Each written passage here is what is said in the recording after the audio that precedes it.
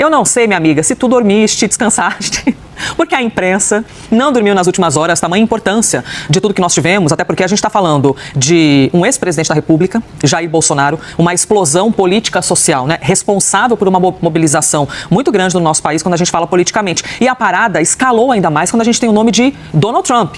E os efeitos dentro dos Estados Unidos das medidas de Donald Trump, no quesito popularidade, e também os efeitos externos nos outros países, que também ficam divididos. Bom, a gente ficou sabendo aqui, o jornalista Paulo Figueiredo tem articulado as conversas junto à Casa Branca com Eduardo Bolsonaro e diz que Trump deve ir até as últimas consequências. Jussara, eu gostaria de te ouvir sobre o que haveria de ser últimas consequências. A gente está falando de quê exatamente, para ver o tamanho do medo, para ver o tamanho do receio que a gente fica ao ouvir-te. Bom dia.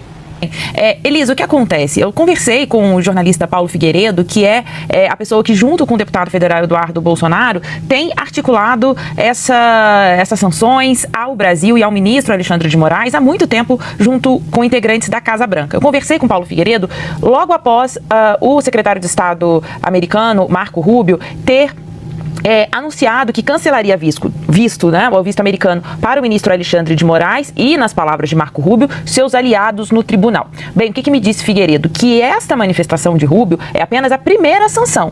E ele diz mais, que Donald Trump está disposto, já demonstrou, está disposto a ir às últimas consequências. O que ele quer dizer com isso? Que está no radar, Elisa, inclusive a aplicação daquela lei Magnitsky, que são sanções econômicas aplicadas individualmente a pessoas que, segundo os Estados Unidos, o governo Trump, tiverem violado alguma regra dos direitos humanos, por exemplo. Isso é uma das sanções que ele diz que Trump ainda pode aplicar. Bem, e além disso, ele diz que pode ter aumento de tarifaço e também me disse que tudo está sobre a mesa de negociação nas possibilidades de Trump, o que inclui, Elisa, inclusive a expulsão de diplomatas. Claro que é sempre importante a gente destacar que essa é uma declaração de Paulo Figueiredo, que é aliado do ex-presidente Jair Bolsonaro e que tem feito, sim, essa articulação com a Casa Branca. Mas ainda assim, é uma declaração dele. Por que eu destaco isso com tanta ênfase, Elisa? Porque não há um documento oficial da Casa Branca, do Departamento de Estado americano, dizendo, olha, essas aqui são as pessoas que tiveram vistos cancelados até aqui. A gente tem a manifestação do Marco Rubio, que é o secretário de Estado americano, mas até agora não tem exatamente uma lista de quem, de fato, teve o visto cancelado. Bem,